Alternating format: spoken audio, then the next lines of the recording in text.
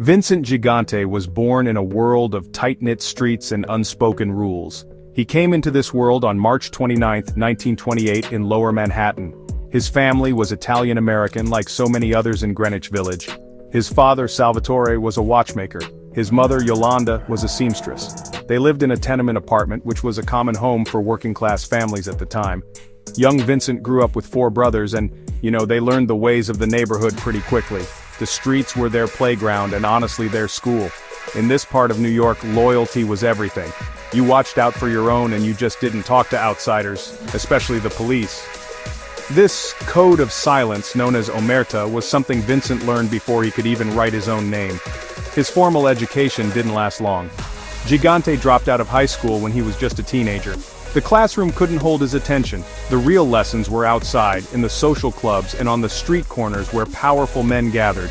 His nickname, the Chin, came from his mother. It was a term of endearment, a simple nod to his prominent jawline, but in the world he was about to enter, nicknames meant something more. They were a brand, a way for people to know who you were without needing to say a word. His path was set not by books, but by the powerful figures who controlled his neighborhood, men who belonged to the world of organized crime. Gigante's first steps into a life of crime were small ones. He ran with a local street crew, getting into minor trouble. But he was different from the other kids. He had this quiet intensity and a physical presence that people noticed. He started boxing as a young man, a profession that really suited his strength and discipline. He was a decent light heavyweight, winning most of his professional fights. The boxing ring taught him how to take a punch and how to wait for the perfect moment to strike. These were valuable skills that he would later use outside the ring. The discipline of training and the strategy of a fight prepared him for a much more dangerous game. His family's apartment was on the same block as a key Genovese family social club. This was no coincidence. It was his destiny. The powerful mobsters of the day, men like Vito Genovese himself, were his neighbors. Gigante saw their power and their influence firsthand. He saw the respect they commanded and the fear they instilled. For an ambitious young man from a poor family, the allure of that life was strong. He wanted a piece of it. His boxing career eventually faded, but his connection to the Genovese crime family grew stronger. He was recruited as a protege of Vito Genovese, the family's namesake. This was the true beginning of his journey, a path that would make him one of the most feared and mysterious figures in the history of the American Mafia. Vincent Gigante's ascent within the Genovese crime family was not loud or flashy. It was calculated and steady, built on a foundation of loyalty and brute force. After his boxing career, he dedicated himself fully to the family. Vito Genovese saw potential in the young, imposing man from his neighborhood. Gigante was given a crew and became a driver and bodyguard for the boss. This position put him at the center of power. He listened, he watched, and he learned. He understood that in this world, true power wasn't about being the loudest man in the room. It was about being the one everyone was afraid to cross. He quickly earned a reputation as a reliable and dangerous enforcer. His most significant test came in 1957. Vito Genovese wanted to eliminate his rival, Frank Costello, the sitting boss of the family. The job was given to Vincent Gigante. One evening, Gigante ambushed Costello in the lobby of his apartment building. He fired his gun, shouting, "This is for you, Frank!" The bullet grazed Costello's head, but it did not kill him. While the hit was technically a failure, it achieved its purpose. Costello was so shaken by the attempt on his life that he decided to retire, handing control of the family over to Genovese. Gigante was arrested for the shooting, but Costello refused to identify him as the gunman, sticking to the code of silence. This act solidified Gigante's status as a loyal and fearless soldier. Over the next few decades, Gigante's influence grew quietly. While other mobsters craved the spotlight, he avoided it. He learned from the mistakes of bosses like John Gotti, who loved the media attention. Gotti's flamboyance made him a target for law enforcement. Gigante chose the opposite path. He operated from the shadows, building his power base through control of labor unions and waterfront rackets. He was a master of delegation, placing trusted capos in charge of various operations while he remained in the background. This strategy made it incredibly difficult for the FBI to connect him directly to any criminal activity. He was a ghost, a whisper, a presence felt but rarely seen. By the early 1980s, the top leadership of the Genovese family was either in prison or dying off. The boss, Philip Benny Squint Lombardo, decided it was time to pass the torch. he chose Vincent Gigante as his successor. But this transition of power came with a unique and bizarre strategy. To protect Gigante from the intense scrutiny that came with being the boss, Lombardo and Gigante devised a plan. They would create a front boss, Anthony "Fat Tony" Salerno, to act as a decoy. The FBI would focus all their resources on Salerno, believing he was in charge. Meanwhile, the real power would lie with Gigante, the invisible leader who was about to begin the most elaborate performance of his life. The idea was simple, yet brilliant in its audacity. To defeat the government, Vincent Gigante would make them believe he was crazy. This was not a spur-of-the-moment decision. It was a carefully crafted, long-term strategy designed to make him legally untouchable. The act began subtly in the late 1960s, long before he became the boss. After a series of arrests, Gigante's lawyers started arguing that he was mentally unfit to stand trial.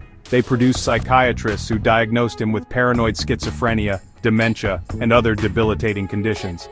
This was the seed of a performance that would span nearly 3 decades, a performance that would earn him the nickname, the Oddfather. The core of the act was to present a man completely detached from reality. Gigante had to convince everyone, his family, his neighbors, his fellow mobsters, and most importantly the FBI, that his mind was broken. He checked himself into psychiatric hospitals numerous times. These were not short stays. He would spend weeks or even months under observation. Doctors documented his erratic behavior. They wrote reports about his hallucinations, his incoherent mumbling, and his profound paranoia. Every diagnosis, every hospital record, became another layer in his defense. He was building a fortress of medical paperwork, brick by brick, to shield himself from prosecution. The performance required absolute commitment. It couldn't be a part-time job. Gigante had to live the role every single day. He had to be the crazy man, not just when he knew the FBI was watching, but at all times. This meant his own family had to play along. His mother, Yolanda, became a key figure in the charade. She would tell reporters and law enforcement that her son was unwell, that he had been sick since his boxing days. She spoke of his paranoia and his need for constant care. Her heartfelt pleas added a layer of authenticity that was difficult for outsiders to question. It was a family affair, a conspiracy of love and loyalty designed to protect the patriarch. This elaborate act served 2 purposes. First, it made him legally incompetent. The U.S. legal system cannot prosecute someone who is unable to understand the charges against them or assist in their own defense. By creating a long and well-documented history of mental illness, Gigante ensured that any indictment against him would be met with a powerful challenge. Second, it made him seem harmless. Who would suspect that the rambling man in the bathrobe was the strategic leader of the most powerful crime family in America? It was the perfect cover, a mask of madness that concealed a sharp and calculating mind. The Oddfather was born, and the streets of Greenwich Village became his stage. The most iconic element of Vincent Gigante's insanity act was his daily uniform, a tattered old bathrobe. Rain or shine, summer or winter, he would shuffle through the streets of Greenwich Village dressed in his robe, pajamas, and worn-out slippers. This was not a private display. It was a public performance for a captive audience of neighbors, tourists, and FBI agents. He would walk with a stooped posture, his eyes cast downward, often mumbling incoherently to himself. The sight was so common on Sullivan Street that locals barely gave it a second glance. He was just Vinny the Chin, the neighborhood eccentric. But for the FBI agents watching from their cars, it was a constant source of frustration and confusion. His props were as important as his costume. Gigante was often seen carrying an old tattered umbrella regardless of the weather. He would hold it over his head even on the sunniest days as if to shield himself from unseen threats. Sometimes he would stop in the middle of the sidewalk and have long, one-sided conversations with parking meters or lampposts. He would point and gesture, his face contorted in a mask of confusion or anger. Every action was designed to reinforce the image of a man whose mind had slipped its moorings. The performance was consistent, bizarre, and, for a long time, utterly convincing. The spectacle extended beyond his walks. When federal agents tried to approach him or serve him with a subpoena, the act would escalate. He would stare blankly, drool, or simply ignore them as if they didn't exist.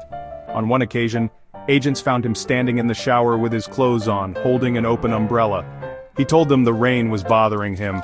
These encounters were meticulously documented by the FBI, but instead of providing evidence of his guilt, They added to the growing file on his supposed insanity. He was turning the government's own surveillance methods against them, feeding them a steady diet of behavior that supported his legal defense. This daily theater required an incredible amount of discipline.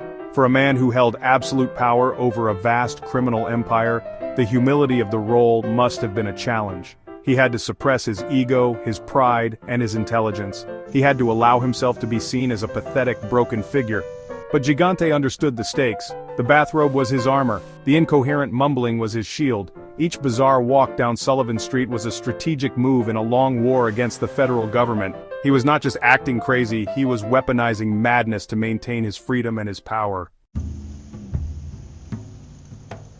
For years, the federal government was completely stymied by Vincent Gigante's performance. The FBI and federal prosecutors were convinced he was the real boss of the Genovese family, but they just couldn't prove it. Every time they tried to build a case against him, they ran into the same wall: his apparent mental incompetence.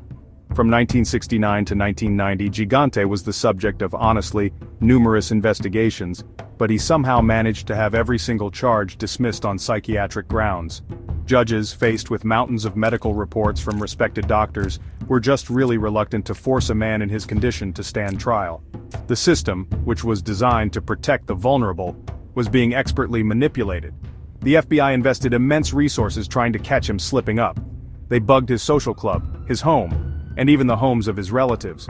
They conducted round-the-clock surveillance, hoping to record just a single coherent conversation that would expose the act.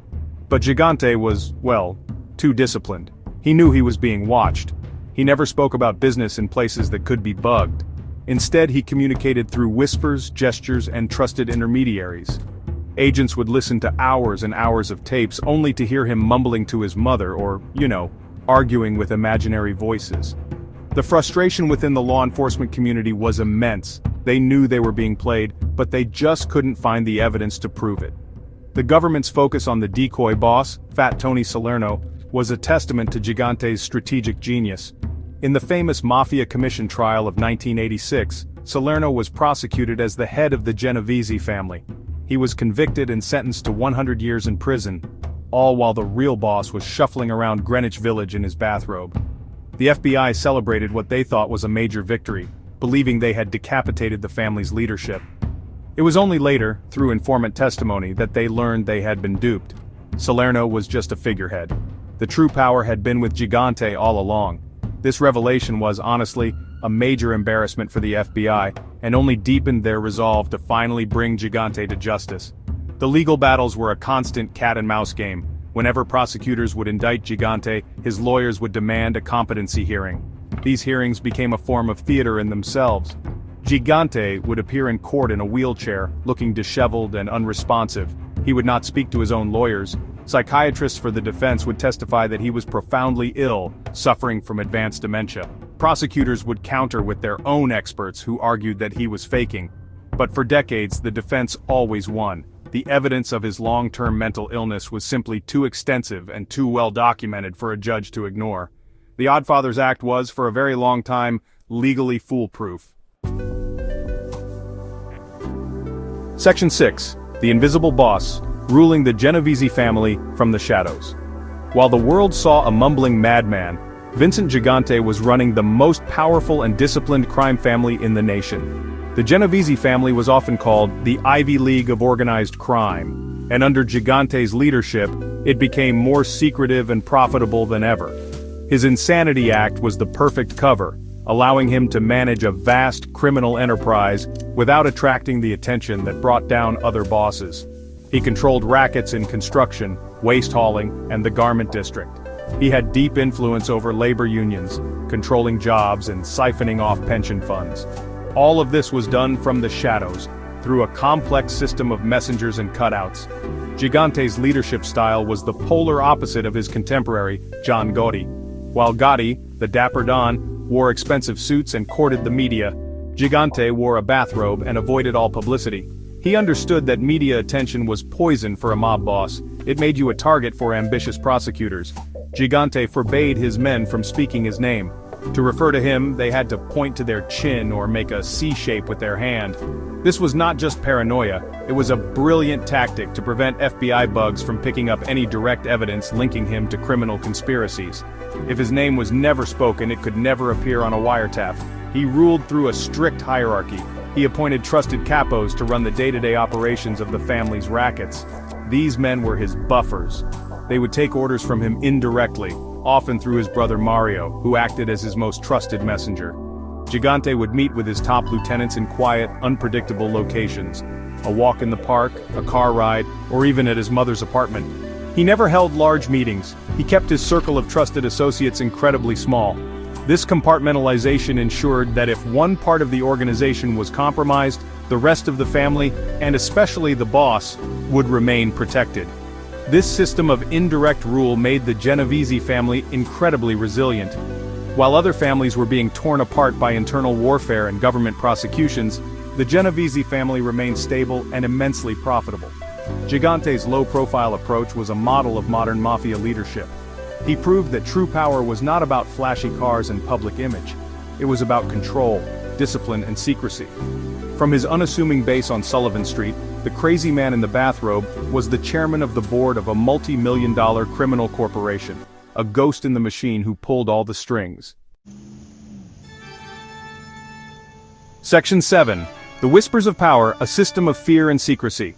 Vincent Gigante's control over the Genovese crime family was absolute, maintained through a potent combination of fear and deep-rooted secrecy. His orders were never written down. They were passed through a chain of verbal commands, a system of whispers that made them impossible to trace back to the source. A message would travel from Gigante to his brother or another trusted confidant, who would then relay it to a capo, who would in turn deliver it to the soldiers on the street. This method was slow and deliberate, but it was secure. It created a firewall between the boss and the criminal acts he ordered, a firewall that frustrated law enforcement for decades. Fear was a fundamental tool of his reign. Everyone in the underworld knew that Gigante was not truly insane. They understood that the bathrobe and the mumbling were a performance. They also knew that behind the façade was a ruthless and decisive leader who would not tolerate dissent or betrayal. The failed hit on Frank Costello decades earlier had established his reputation for violence. As boss, he did not need to make overt threats. The simple, unspoken understanding of what he was capable of was enough to ensure loyalty. Anyone who crossed him or violated his strict rules, especially his rule about not saying his name, faced severe consequences. The Code of Omerta, the Mafia's code of silence, was enforced with an iron will under Gigante's rule. He demanded absolute loyalty and secrecy from his men. Talking to the authorities was the ultimate sin, punishable by death. Because of his low-profile strategy and the discipline he instilled, the Genovese family produced very few high-level government informants compared to other crime families. Men were afraid to turn on a boss who seemed to know everything and whose reach was long. This culture of silence was his greatest defense, making it nearly impossible for the FBI to penetrate his inner circle and build a case against him. His power was so complete that he could dictate the behavior of his subordinates, even in the most minute ways. He forbade his men from the flashy lifestyles that other mobsters enjoyed. They were expected to maintain low profiles, to live in modest homes, and to avoid drawing attention to themselves. This was not just a suggestion, it was a command. Gigante believed that visibility was a vulnerability. By forcing his entire organization to operate in the shadows alongside him, he created a criminal enterprise that was disciplined, secretive, and incredibly difficult for law enforcement to dismantle. The whispers of his power were far more effective than any loud declaration. Section 8. The Curtain Falls, the Courtroom Drama and Final Conviction. By the 1990s, the US government was more determined than ever to prove that Vincent Gigante's madness was a sham. The tide began to turn when they finally found what they had been seeking for decades: high-ranking mobsters willing to testify against him. Men like Salvatore "Sammy the Bull" Gravano, the former underboss of the Gambino family, and other Genovese insiders began to cooperate with the government. They provided first-hand accounts of Gigante's lucid and strategic leadership. They told prosecutors that the Insanity Act was just that, an act. They described meetings where Gigante was sharp, decisive, and fully in command. Armed with this powerful new testimony, prosecutors brought a new racketeering and murder indictment against Gigante in 1990. The legal battle over his competency raged for years. His lawyers presented the usual defense, parading psychiatrists who testified to his profound mental illness. Gigante himself played his part to perfection, appearing in court in pajamas or a wheelchair, seemingly oblivious to the proceedings. But this time, the government had an answer. They presented the testimony of the mob informants who described the real Vincent Gigante, the calculating boss who ran the Genovese family with an iron fist. The judge, after a long and contentious hearing, finally ruled that Gigante was competent to stand trial. The trial in 1997 was one of the most bizarre courtroom dramas in Mafia history. Gigante sat at the defense table, often with his eyes closed, appearing detached and confused. His lawyers argued that the government was persecuting a sick, elderly man. But the testimony from former mobsters was devastating. They described how Gigante had ordered murders, controlled unions, and meticulously planned the insanity ruse. For the first time, a jury heard the truth from men who had been in the room with him. They painted a picture not of a madman, but of a criminal mastermind. The contrast between Gigante's appearance in court and the testimony about his secret life was stark. In the end, the jury saw through the performance. On July 25, 1997, Vincent "the Chin" Gigante was convicted of racketeering and conspiracy to commit murder. He was sentenced to 12 years in federal prison. The verdict marked the end of one of the longest and most elaborate deceptions in the history of American crime. The curtain had finally fallen on the Oddfather's act. Even in prison, he maintained the façade for a time. But in 2003, facing new charges, he finally admitted in a plea bargain that his insanity act had been a sham all along. It was a stunning confession that officially closed the book on his legendary performance. Section 9, The Legacy of the Chin, a Masterclass in Deception. Vincent Gigante's legacy is not that of a typical mob boss. He is remembered less for his crimes and more for his incredible, decades-long performance. His story is a masterclass in psychological warfare and strategic deception. He turned the legal system's protections for the mentally ill into his most powerful weapon. For nearly 30 years, he outsmarted the FBI, prosecutors, and judges, all while running a vast criminal empire from the streets of Greenwich Village. His legend is a testament to his discipline, his patience, and his unparalleled understanding of human psychology. He knew that people, even federal agents, often see what they expect to see. His story remains fascinating because it challenges our perceptions of power and intelligence. Gigante proved that power does not always need to be loud and ostentatious. In his world, silence was strength and obscurity was a shield.